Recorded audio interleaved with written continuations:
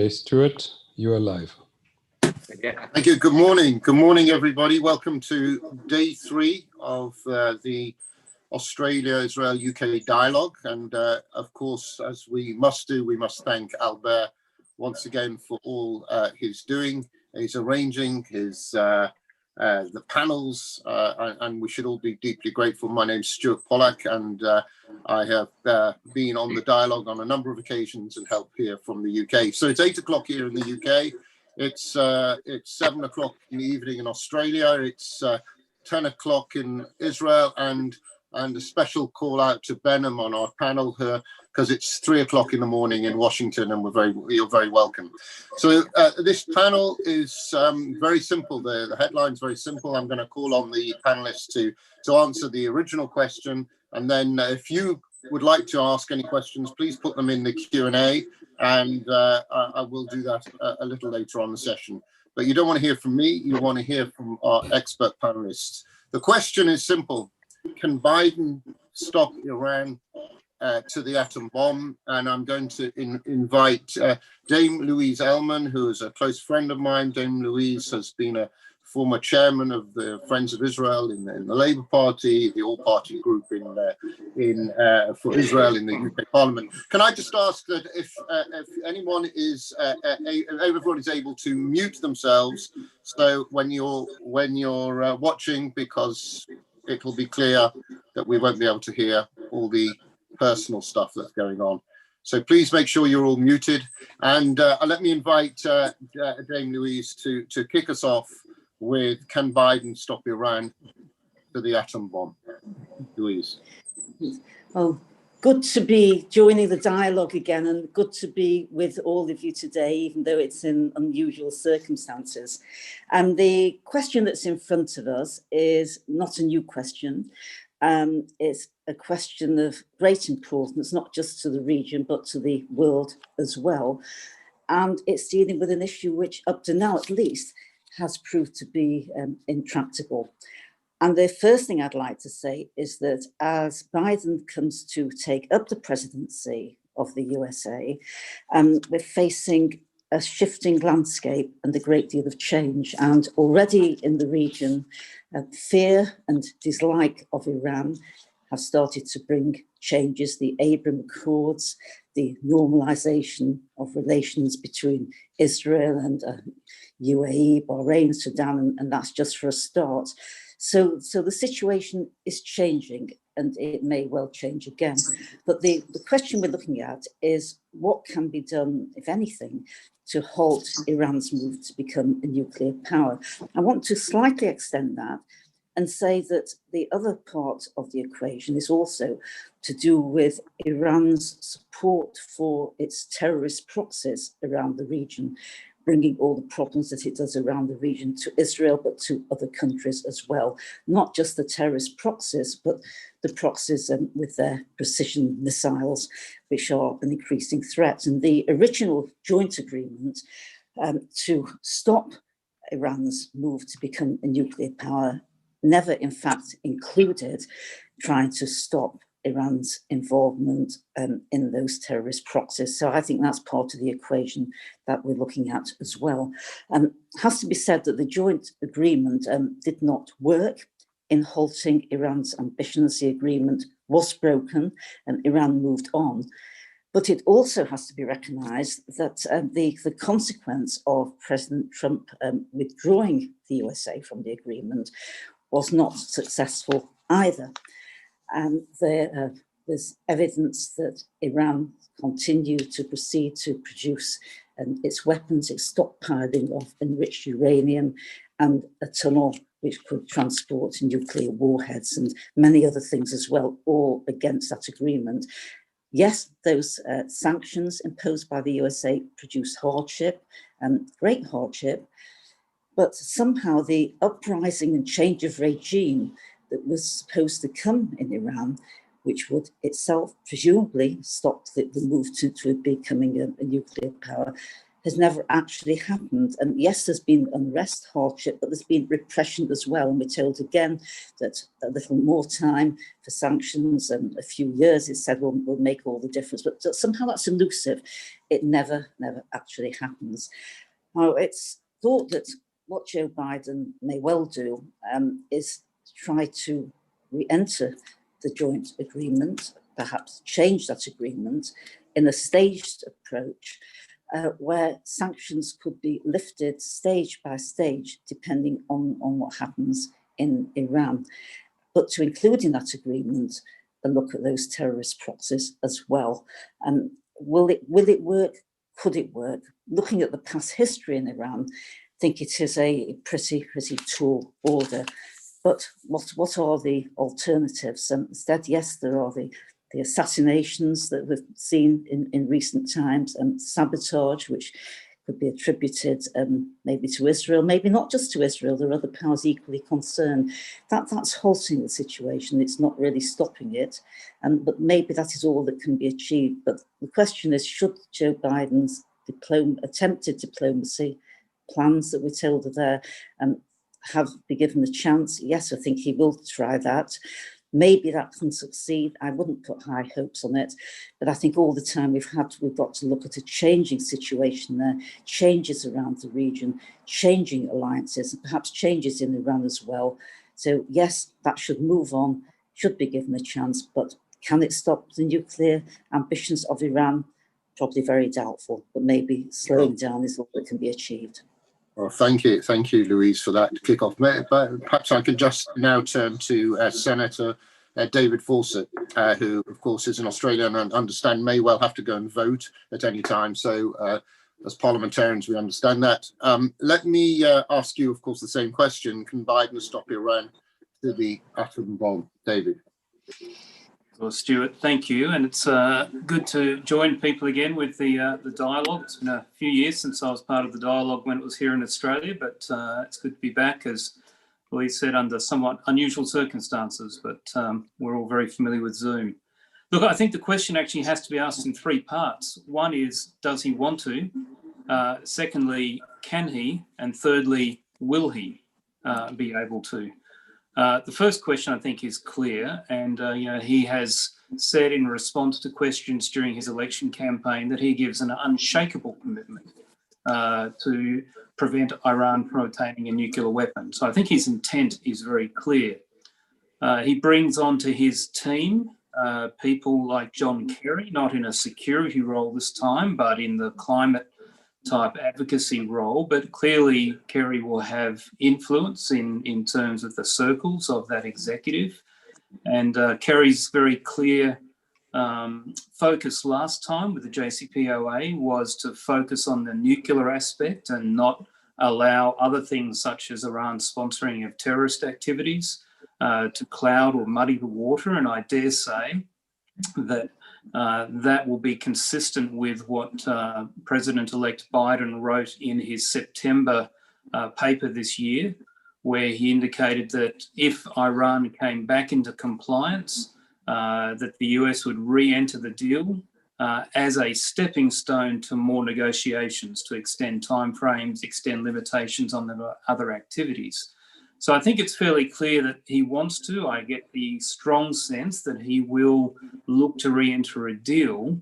Whether or not those subsequent negotiations will ever occur or be effective, or whether the deal will ever be effective in stopping, is a completely separate question. Ultimately, could the US stop? Well, short of war, that would be the only way I think any nation state could guarantee that. It is a changing landscape, though, and I think Iran we see responding to the potential for a Biden, well, they're now certain Biden administration in the States. And so what we see is the carrot and stick approach, where in August this year, they reached a new agreement with the International Atomic Energy Agency about increasing supervision and winding back some of their activities. But at the same time, just this last Saturday, their parliament has, or their Security Council has ratified a piece of legislation that essentially sets a 2-month time frame on the lifting of sanctions. And I think that's very much designed to try and put great pressure on President-elect Biden and his administration to quickly come back under the previous terms. That's my read of that situation. Now, whether or not it's going to be effective is a completely open question. The leaked report from the IAEA indicated that according to what they had seen and measured, and we can only assume for the sake of this argument that is accurate. Assumptions are always somewhat dubious in these situations, but according to that report, Iran went from nearly 8 tons of refined material of up to 20% refinement down to their limit under the agreement of just over 200 kilograms since July of last year, after the US reimposed sanctions and all the changes occurred. They were ramping back up to around 2.5 tons, I think was the figure that was reported, and pushing back to about 4.5%. The IEA and others seem to think that conservatively would be at least a year to weaponize to a nuclear weapon. But previous weapons inspectors, David Albright, for example, he believes it would be a matter of 3.5 months if Iran put their various cyclotrons, the thousands of them that they have, to work in a very focused effort. So look, the landscape is changing rapidly. I think the intent of President-elect Biden is to prevent it. The one upside that he would have from rejoining, if you remember when the sanctions that President Trump applied didn't have the result he wanted, they sought to snap back sanctions, and that was blocked by other signatories to the agreement because the US had left. So perversely, if the US does get back into the agreement and Iran doesn't comply in a verifiable way, President-elect Biden will actually have more legitimate grounds to call for that snapback of sanctions than President Trump did. So, we may actually see a more effective sanctions regime as a result of them joining. That's an interesting point, and actually it allows me very neatly to turn to my friend Liam Fox. Dr. Liam Fox has been a member of Parliament probably for nearly 30 years, but is a great student of the region, has written books about this area, and perhaps. I can turn to you, Liam, obviously with the same question, but perhaps if I can add a question to you, and we'll come to get a view from Israel in a minute. And that question I want to ask you is, why has Britain not played its role in perhaps doing the snapback, which of course we didn't? Liam. Well, thank you, and good morning or good afternoon or good evening, everyone, depending where you are. I very much agree with the basic analysis that David Foss has put forward. Will the Biden administration have the appropriate policy direction and intent? I think they will need to accept that Iran cannot be stopped through the JCPOA for reasons I'll just come on to. And of course, does Iran want there actually to be an agreement itself? I was never optimistic about the JCPOA. I never supported it. It didn't exactly make me popular among some of my conservative leadership colleagues. But I always thought it was doomed to fail for the following reasons. First of all, the politics. It was way too optimistic about what the elected politicians in Iran could achieve in the face of what was clear hostility from both the supreme leader and the ingrained influence of the IRGC. I think the politics internally in Iran was always against it. I think, secondly, politically, it was a holding exercise. It wasn't a solution to the problem. It pushed the problem further down the road. If you remember at the beginning, it was to stop Iran ever becoming a nuclear power, and then it was delaying Iran from becoming a nuclear power. And even the JCPOA's original objectives, I think, were undermined. And I think that that hope is not a great basis for foreign policy. And that ultimately is what the JCPOA boiled down to. Secondly, there was no graduated approach to it. The lifting of sanctions right at the beginning and the unfreezing of $150 billion of assets before Iran did anything really put the carrot and the stick the wrong way around, and I think has created many of the problems that has made the JCPOA itself unsustainable over the following years. I think that the third element was that the whole approach was too narrow. It saw the nuclear issue in isolation from the other issues that actually undermined confidence in the region and beyond. In terms of terror, Stuart mentioned the UK's attitude. During this process, we saw terror plots being unearthed against diplomats and politicians in the Netherlands, in France. We saw the stockpiling of ammonium nitrate on the outskirts of London, all during this process, in places which were giving diplomatic support to the JCPOA itself. And that was always underplayed by Western media, always too keen, I feel, to make excuses for Iran. If that had been Saudi Arabia, the press would have been up in arms, the BBC would have done special reports, but always, interestingly, an underreporting of Iranian threat, even when it's a direct threat in European countries themselves. Then, of course, there was the support for terror groups, the Palestinian Islamic Jihad and Hamas. We all know what effects they have had and how much they undermine security in the region and are directly opposed to our own foreign policy. Hezbollah, which continued to be funded during this period, is the primary instrument of Iranian terror and intimidation in the region. So I think that was also a major problem. But one of the reasons why I was against the JCPOA itself was I thought it couldn't work. And that largely came down to some of the economic reasons, because Iran was promised that it would get access to Western markets, it would get an opening up of its economy. But it was always very clear that for any other Western countries who got involved in the Iranian economy, they could fall foul of American rules around banking. And that really meant that the flow of capital would be extremely restricted. And it meant sooner or later, even if Iran had complied with the nuclear elements, it would have been able to come forward and say that it was being betrayed by the West because the West would not fulfill the elements that it had claimed it would. And that, I think, was just such a big fault line in the agreements that it would have been unsustainable. I think, therefore, how do we go forward? If Biden does want to stop this, we have to go back to the concept of a grand bargain. It needs to take a much more realistic view of the politics. It needs to take a view of what is happening in the region. And the destabilization in the region, I think, is something we need to pay particular attention to. It's not just the direct destabilization through the Strait of Hormuz and Iranian action in the Gulf itself.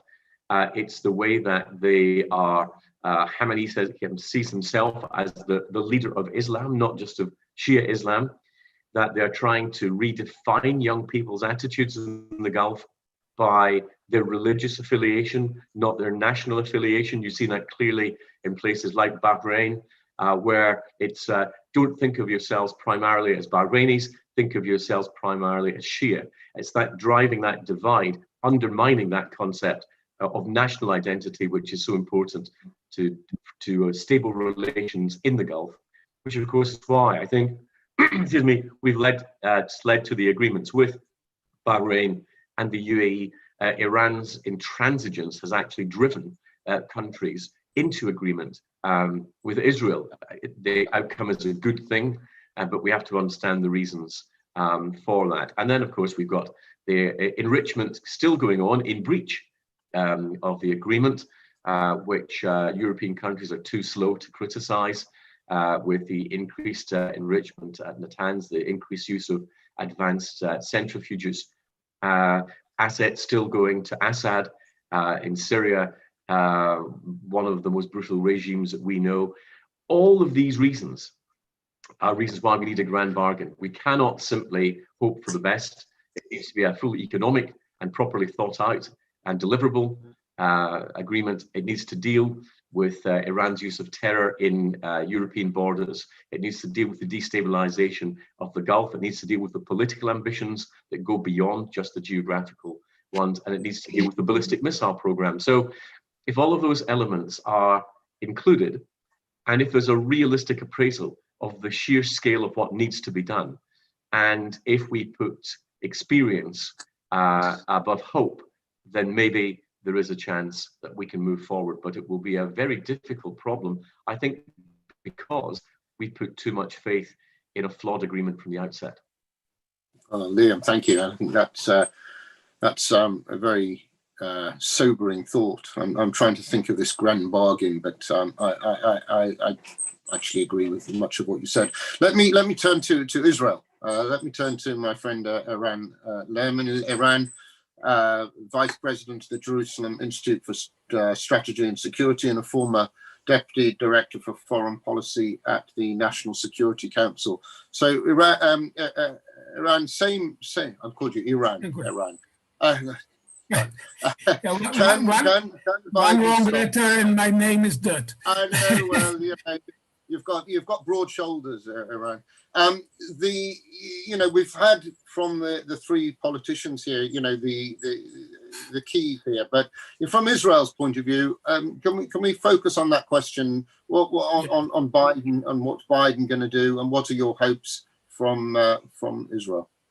Right. First of all, I'm glad Mark Regev gave me the opportunity to fill in for him.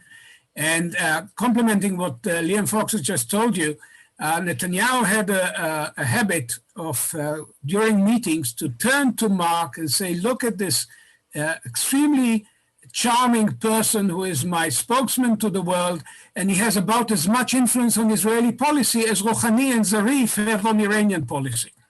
And Mark would smile angelically and let this ride. But of course, this was true. Zarif and Rouhani, as you've just said, have very little to do with Iranian policy. And I'm going to interrupt you for a second, just thinking about Mark Regev, who of course sent his apologies because Prime Minister wanted to see him. He encapsulates exactly what Albert had in mind in terms of the UK, Israel, Australia dialogue. Born in Melbourne, speaks for Israel, and was great ambassador here in London. Back to you, Iran. So just to that point, the question is, can Biden force Khamenei and the IRGC, who may actually capture the presidency come the elections later in 2021, to change course dramatically? And the answer is yes, he can, but it is an iffy thing. And the bottom line is it cannot happen unless it is backed, and this is a term I want to introduce into the discussion, by a credible military threat and an effective international alliance. And I want to remind all of us that when Prime Minister Netanyahu spoke back in 2015, in the US Congress, to the dismay of many, but let me say that to my, I keep saying to all my American Jewish friends who mourned that event, I said, if you have an argument with the actual substance, put it forward. If it's only about offending a serving American president, then we've learned nothing from Roosevelt's betrayal of the Jews during the war. So it's not a question of offending Obama, and it will not be a question of offending Biden. It's a question of whether we can together chart an effective course of action. And Netanyahu, when he spoke, he didn't say no deal. He said, given the leverage that you had when you launched these negotiations, behind our back, mind you, you could have achieved a much more comprehensive and effective outcome than this document, which is prefaced, page 1, by the lie, bold-faced lie, that Kerry signed on to, that this is not a military program. Of course it was a military program. It was never anything but. And we didn't quite need to steal the archive to know that. So can they be turned back? And I believe that today the leverage is much more robust, to some extent because of actions taken by the Trump administration, but also because of the situation in the global energy markets, the dire situation in which Iranian society has found itself thrown into.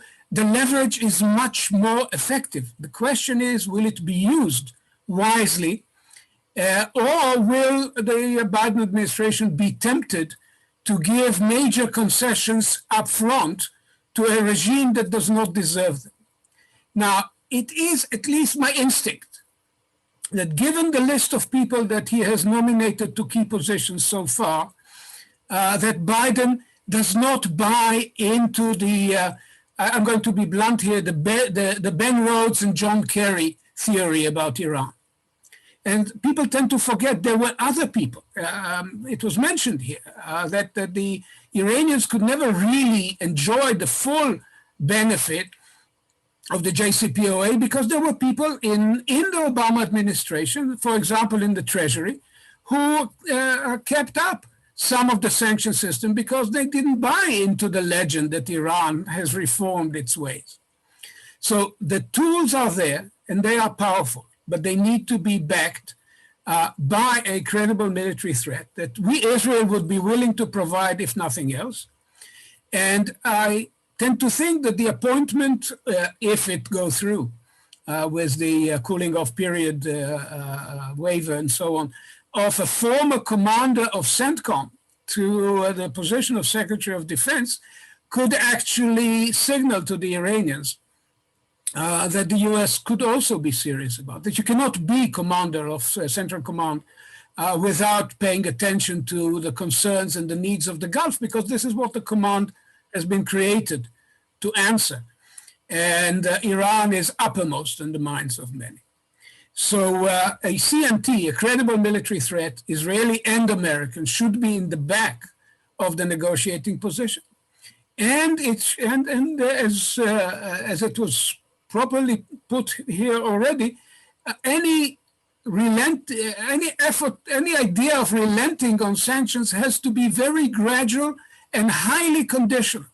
First of all, on Iran folding back to the JCPOA limitations, and then accepting the notion that there will be a renegotiation of the, but most specifically, of the sunset clauses, which is one of the issues Netanyahu mentioned back in 2015, as well as the regional dimension and the ballistic missile ban, which is, by the way, the writ of the United Nations Security Council.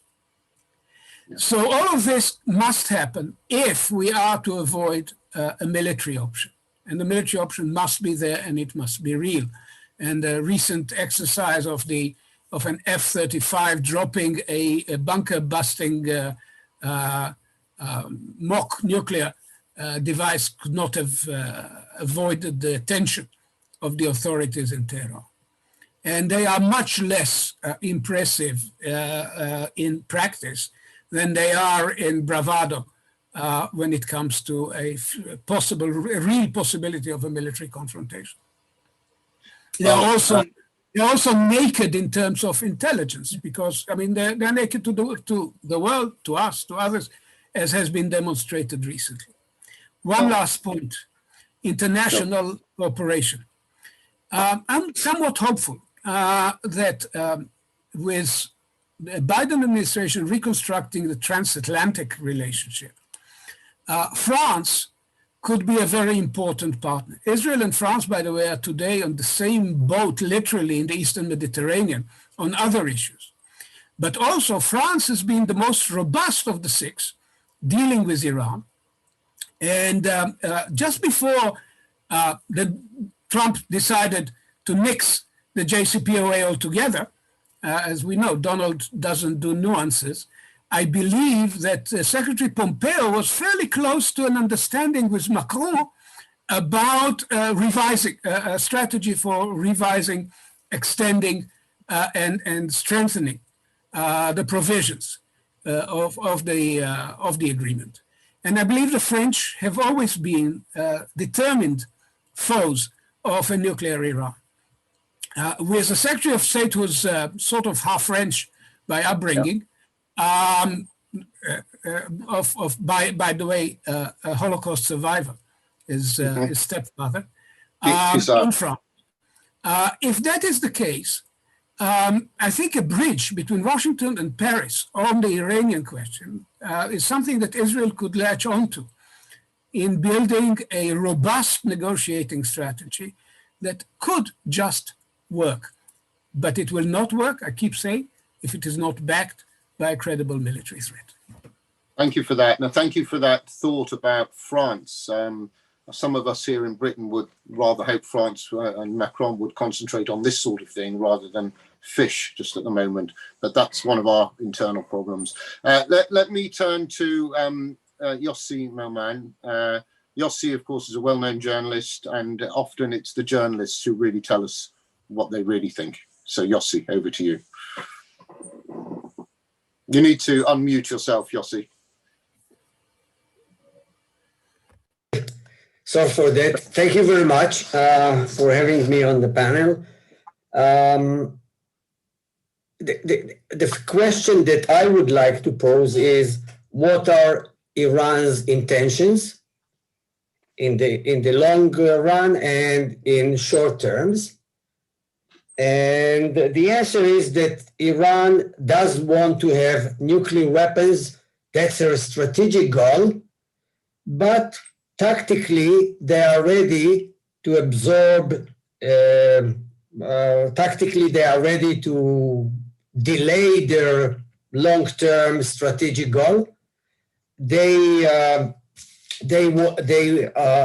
ultimate evidence is that if you look at other nations, aside the 5 major powers which are allowed to have nuclear weapons, all the other nations in the world that produce nuclear weapons, whether it's China, whether it's Pakistan, India, Israel, South Africa, and later on they dismantled their program.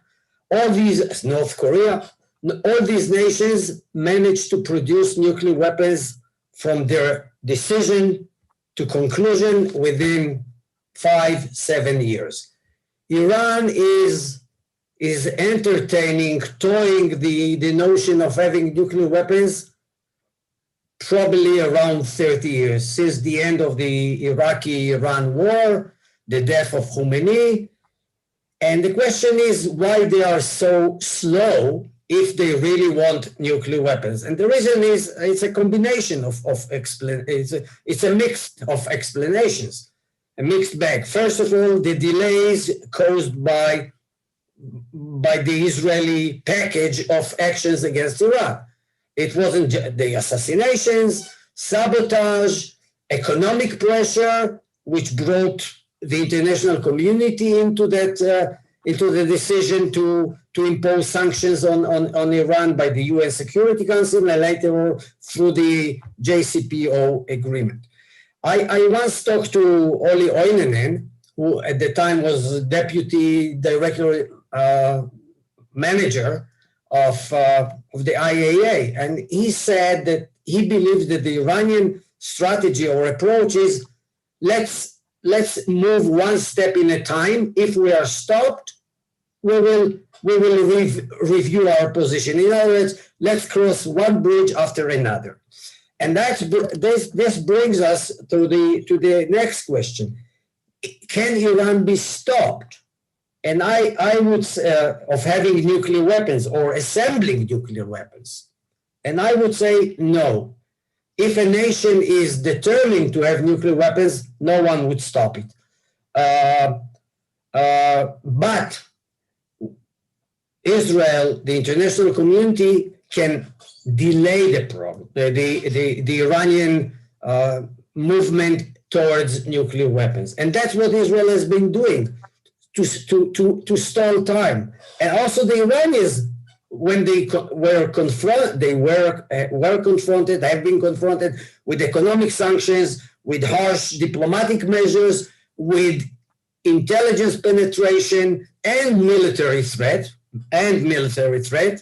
then they delay the program. So they are receptive to pressures, and it's not a zero-sum game.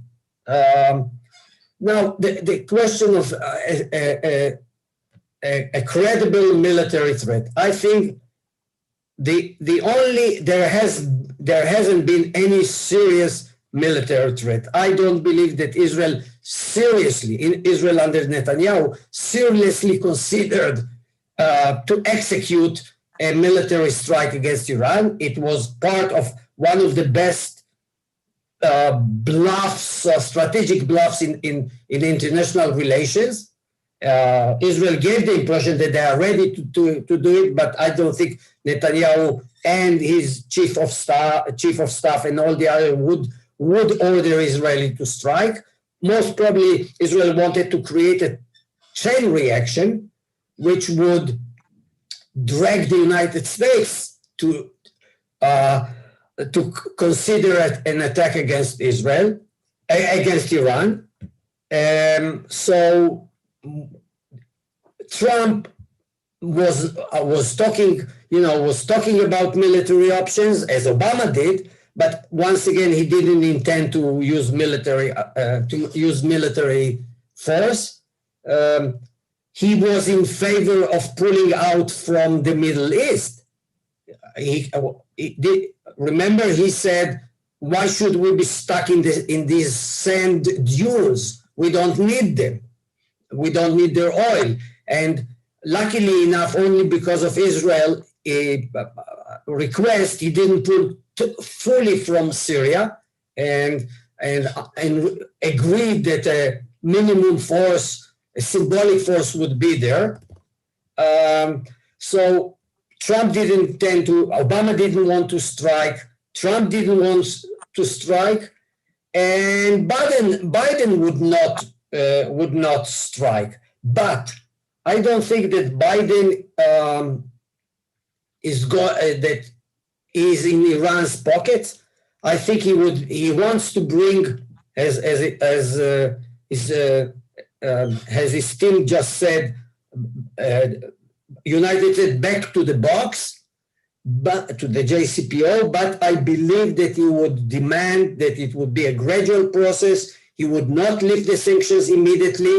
He would not give Iran a free ride, and since it's not a zero-sum game, I believe that there is also we should pay attention to the Israeli behavior.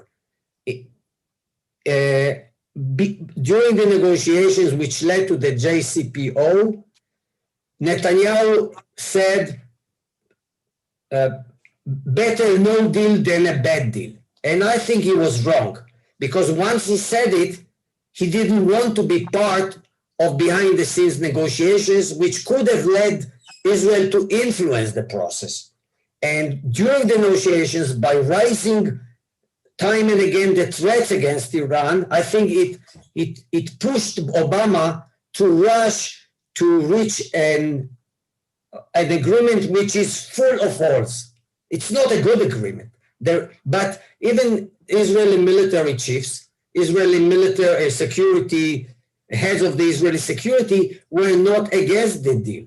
They said it's a bad deal, but let's try to have an impact on the negotiations and to improve and correct the holes and in the deal. And Netanyahu, by playing it tough, going to Congress, he just contributed to the Obama administration to rush and to have the deal because there were fears that eventually Israel would use its military force to strike against Iran. So let's settle for a deal which is not perfect, and that's what happened. So it is time now.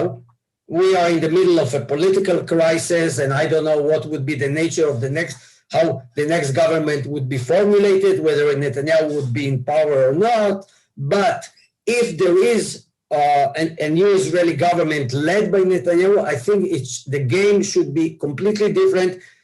Israel should work closely with the Biden administration in order to persuade them that to even if they join, if they're going back to the JCPOA, that the agreement would deal with all these holes, which including the question of sunset.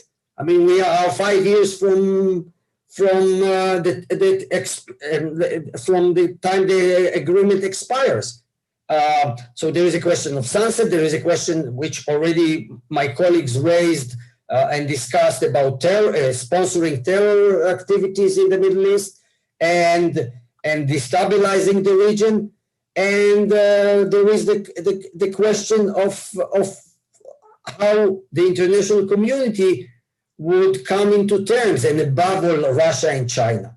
They are the key. Yossi, I'm going to thank you, because I think we need to go to America, partly because it's 3:30 in the morning, and Behnam is trying to stay awake. And I want to turn to Behnam, but just at this point, because I'm supposed to open up questions, and we only have 15 more minutes. So I want to turn to Behnam. Thank you, Yossi. I want to turn to Behnam. You're sitting there in Washington. And going back to that original question about can Biden stop, and what are the pressures? What is being talked about in DC circles? Behnam. Well, it's a great pleasure to be with you, and it's my first dialogue, hopefully not the last. Yossi, apologies, they had to shift to what the Iranians call the Great Satan so quickly in your comments there. So apologies for the transition. I want to say bottom line up front about can Biden stop Iran. The Islamic Republic of Iran, I think, as all of you know, is an ideologically committed actor in the Middle East, committed to a revisionist order, committed to getting a nuclear weapon almost at any cost.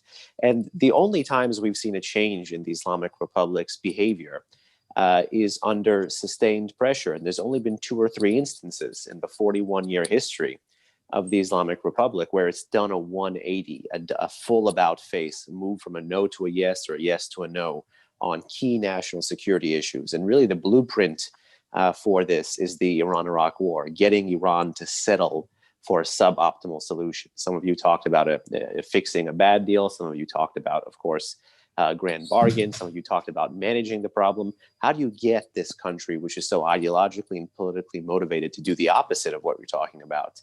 And it's really about those conditions that led to the end of the Iran-Iraq war. And unlike some on the virtual panel here, I actually do think that max pressure sanctions were effective, because 4 times in the previous year, 4 times, and this was omitted in much of the Western press, Iranian officials likened the US unilateral sanctions campaign to being more effective and more damaging than the 8-year bloody war with Iran's neighbor, which they likened to this war called the Holy Defense or the imposed war. So if the US unilaterally and alone was able to recreate through simple macroeconomic pressure, the pressure that existed in a bloody 8-year war, I think that's a major success for US sanctions. And that's a success I think Biden will have to build on.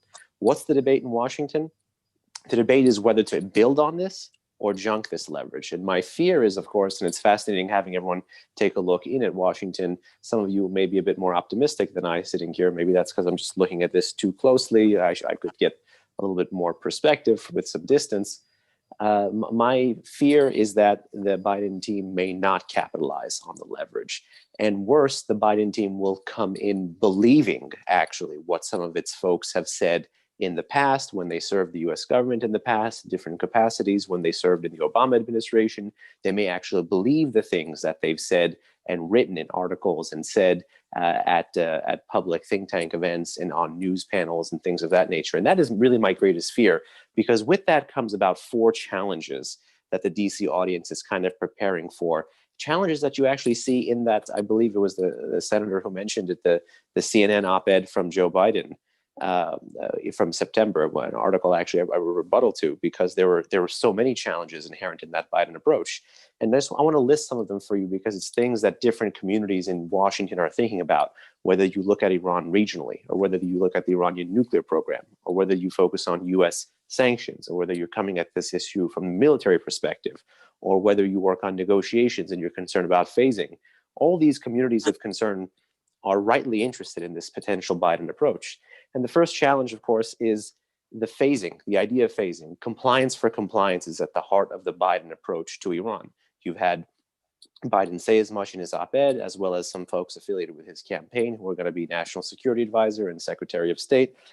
The problem with compliance for compliance is phasing. It incentivizes the continued game of chicken that has been played thus far between Trump and Iran. The problem is, if you're not going to use Trump's national security tools to continue this game of chicken, then you are likely going to be the one swerving and not the Iranians. So if the issue is compliance for compliance, and then you agree to a phased approach, well, who takes step one? The fear there is that the US would swerve first and offer premature sanctions relief. And this theme of the US offering premature sanctions relief is going to be repeated in these other challenges. Challenge number two, I agree with everybody, and I think everyone agrees with folks in Washington here about doing even what some folks on the Biden team have said, which is strengthening and lengthening the JCPOA. It's clear we all agree it's a very, very bad deal, fatally flawed. The Iranian nuclear threat is not at all the only threat we face from the Islamic Republic. They're repressive at home, aggressive abroad. So the breadth and depth of the Iranian threat is so much more than just nuclear. But my fundamental question is, how does one, regardless of being a Democrat or Republican, build leverage to change the thinking of the leadership in Tehran to abandon those other areas of concern, be it ballistic missile, cruise missile, military capabilities, asymmetric military aptitudes, terrorism, when the bulk of your leverage is supposed to be traded away only to address the nuclear issue? Meaning, if you are so myopically focused on the nuclear threat and you do a deal with Iran, whether that's a phased deal or a comprehensive deal addressing only the nuclear issue, or you spend all your leverage prematurely trying to restore Iranian compliance with the JCPOA, then what leverage do you have left, unless you want to escalate to war or simply give more sanctions relief to address those non-nuclear threats that we all agree exist? So if you give all this leverage early to get Iranian compliance with the JCPOA, you have no leverage left to spend on the non-nuclear threats. So that's challenge number two. Challenge number three is perhaps the most philosophically challenging, and that's that the Biden approach, at least again, based on what we've heard and read and seen, and we can kind of do Kremlinology and intonate here in Washington, is there is no theory of failure. You know, former Secretary of Defense Mattis talked about the adversary getting a vote. There is no sense at all of what would the Iranians do. It's expected because the Iranian economy is hurting right now, and it's expected because the Biden team believes in its own talking points about the US was wrong to leave the deal. If we only atone and make good on our promises initially, that the Iranians would jump at this opportunity. There is no theory of failure. There is no theory of what if the Iranians give the Americans the equivalent of the middle finger, which in Iran is actually not the middle finger, it's the thumbs up sign. So what if the supreme leader of Iran gives Biden the thumbs up sign? What then? What do you do then? Do you revert to Trump's pressure policy when you spent all your political capital campaigning against that? What do you do? Can you multilateralize the coalition for pressure when Europe seems to be egging America philosophically, economically, politically to go back into this deal, which we called fatally flawed? What do you do then? What is the theory of failure? What is the plan B?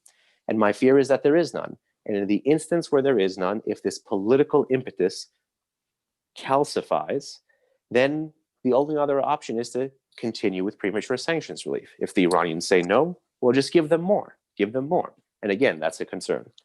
Lastly, is Iranian domestic politics. And I agree with everyone here that it's not about the presidency, it's about the supreme leader and the Guard Corps and the entrenched institutional interests. But sometimes hawks in Washington get a bad rap because it looks like they don't focus on these nuances between different stripes of politicians in Iran. And Iranian domestic politics does matter to some degree, whether you think it's stylistic versus substantive, they do matter.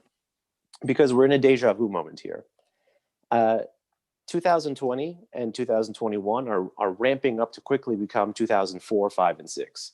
In 2004, you had hardline parliament lay the basis for escalation. 2005, you had Iran's former Holocaust denier-in-chief become elected.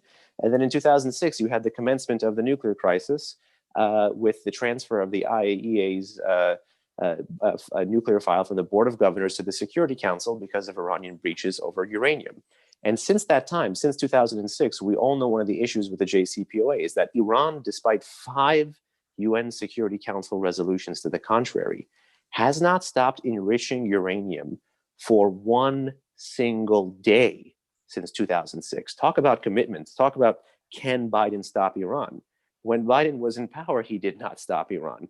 The fact that, we're talking about a week and a half, 2 weeks after the killing of Mohsen Fakhrizadeh Mohammadi, the regime's most important military nuclear scientist, this individual's existence and post-Iran-Iraq war resume at a series of sanctioned military and political and scientific institutions reads as proof that even during the JCPOA, the Obama Treasury and State Department, a year before inking that agreement, sanctioned the entity that Fakhrizadeh worked for. And the fact that that entity was not disbanded during the JCPOA, that entity is SPND, tells you that it's going to be very, very tough to deal with the Islamic Republic, and that Iranian domestic politics do matter here, because when I talk about a potential fear of the Biden team believing what they do about Iran's domestic politics, is that they may see that Rouhani and Zarif, who they may wrongly call moderates, and we know that they're not moderates, the Rouhani and Zarif team are going to be on their way out in May and June when there's new elections. There's likely going to be a hardliner. And they may think that the way to sweeten the deal and get some kind of, not solution to the nuclear crisis, but just to cap the nuclear program, just cap it. And that can be a political win in its own right. Because again, if these folks are going to myopically focus on the nuclear issue, then it's worth spending political capital and sanctions relief to achieve. But they have forgotten this one thing, which is that Iran can play its good cop, bad cop much better than we can play our good cop, bad cops, wherever you're seated. And Rouhani, whose legacy has been tainted by the US withdrawal of the JCPOA and sanctions effectiveness, rather than actually act in good faith to that US premature concession, may simply resurrect his legacy as a great deal maker. After all, he's called diplomat sheikh, and pocket the concessions that would come in the first 100 days of a potential Biden team, and leave the nuclear challenge for his likely hardline successor, having resurrected his legacy. And the Biden team would have to deal with the escalation, with 2020 and 2021 and 2022 being again the mirror for the 2006 to 2015 period. So these are some challenges we're talking about. There's some real challenges. My challenge is we've got 4 minutes left, and I'm going to appeal to Albert the next time we need much longer to talk this. But I'm going to put 2 people on the spot here. I've got 2 questions. If anything, the Australia-UK-Israel dialogue is about pushing governments into the right place. I have a question for Australia and a question for the UK. The question for Australia, David, is simple. Why is it, and you've really only got 1 minute to answer this question, why is it that you have not banned Hezbollah in its entirety in Australia? It took us a while in the UK, we've done it. Why has Australia not done it? Good question. I'm a member of the Intelligence and Security Committee here. We have recommended it. The government chose not to. And I can't explain to you the reasons why. We recommended it, and I continue to support the banning of the entire Hezbollah organisation. Well, that's a good straight answer, and let's hope you can do it, because we had Louise Ellman and Liam Fox were at the forefront of a campaign to try and do it. And my question to you, Liam, which I did pose earlier on, is we've heard your position on Iran. What can we do to push the UK into a much better position on Iran? Get better information into the public discourse. As I said earlier, there's very little in our media about Iran as a country. It's almost as though Iran began with the revolution 40 years ago, and there was nothing before that. And there's no context as to why Iran wants nuclear weapons. There's no context about Iran feeling slighted, that it was the great regional power and has now been humiliated by the West and its allies. There's no understanding of where some of this thinking comes from. There's no understanding of the fact that Khamenei has a consistency that most Western politicians would give their back teeth for in his writings, his hatred of the United States, his belief in the purity of the revolution, and his detestation of the existence of Israel. That hasn't changed in any way, shape, or form. And there's nothing to set that out, to give context to the debate in the UK. It's a horrendously underinformed debate, and we get very little coverage of it. There seems to be, whether it's a genuine conspiracy of silence or a conspiracy of ignorance, but we get too little in our media to try to give people, and policymakers included, context about the sort of issues that we face and the decisions, therefore, that we will have to come to. Well, thank you for that. Look, I'm apologising and thanking the panel. Thank you for your wisdom, for your thoughts. I apologise that we haven't been able to expand it because of time constraints, but I think that's left us all with a lot to think about. And Albert, the one thing for you to think about is we need 2 hours next time. So thank you everybody for joining.